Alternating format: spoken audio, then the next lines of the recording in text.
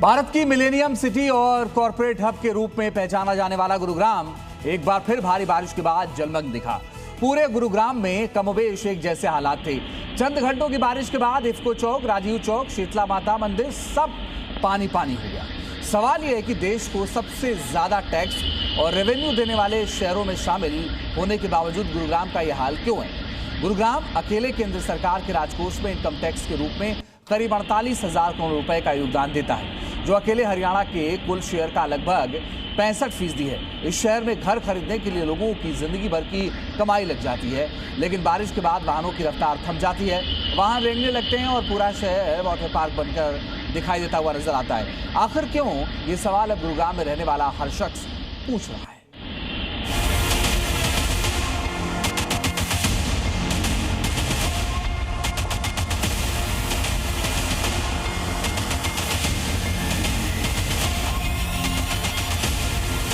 देश की आर्थिक राजधानी मुंबई हो या फिर उत्तर भारत का सबसे बड़ा corporate hub millennium city Gurugram हो, बरसात आते ही दोनों का हाल एक जैसा होता है।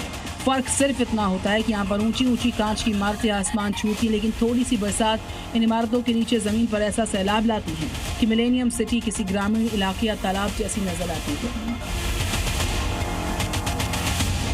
तस्वीरें गुरुग्राम की उसी दिल्ली जयपुर एक्सप्रेसवे की हैं और नरसिंहपुर इलाके की हैं, जहां चंद घंटों की बरसात ने दावों की पोल खोल दी। हालात ये थे कि गाड़ियां दौड़ नहीं पा रही थी, बल्कि पानी के समंदर में रेंगती नजर आ रही थी। हाईवे से लेकर कॉलोनीज की गलियों तक हर तरफ पानी ही पानी नजर आया। इफ्को चौक हो, हीरो होंडा चौक हो या फिर ओल्ड दिल्ली रोड और रेलवे रोड क्यों ना हो, रास्ते 2 से 3 फीट तक पानी में डूबे थे। सुबह सुबह दफ्तर निकलने वाले लाखों लोग घंटों ट्रैफिक जाम में फंसे रहे।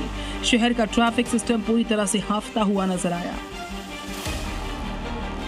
हालात इतने खराब हो गए कि जिला प्रशासन को अलर्ट के बाद कॉर्पोरेट ऑफिस के लिए 2 दिन का वर्क फ्रॉम होम लागू करने की अपील की। एहतियात के तौर पर स्कूल्स ने बच्चों की सुरक्षा को देखते हुए ऑनलाइन क्लासेस का रुख कर लिया है।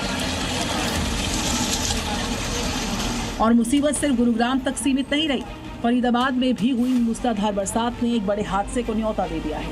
ओल्ड फरीदाबाद रेलवे अंडरपास में कई फीट पानी भर जाने के चलते एक फॉर्च्यूनर कार उसमें डूब गई और अब कार का चालक आईसीयू में जिंदगी और मौत के बीच जंग लड़ रहा है।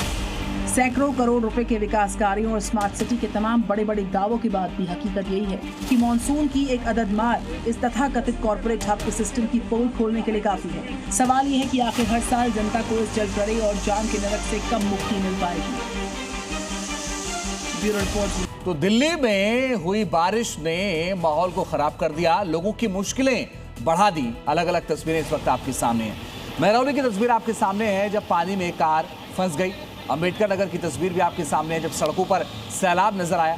तिलक मार्ग की तस्वीर भी देखिए, बारिश की वजह से पेड़ गिर गया। इसके अलावा पटपड़गंज की तस्वीरें आप देखिए जब सड़क लबालब पानी से भर गई। इसके साथ ही आउटर रिंग रोड की तस्वीर आप देखिए, बारिश से रफ्तार जो है वो बेहद स्लो हो गई, धीमी हो गई।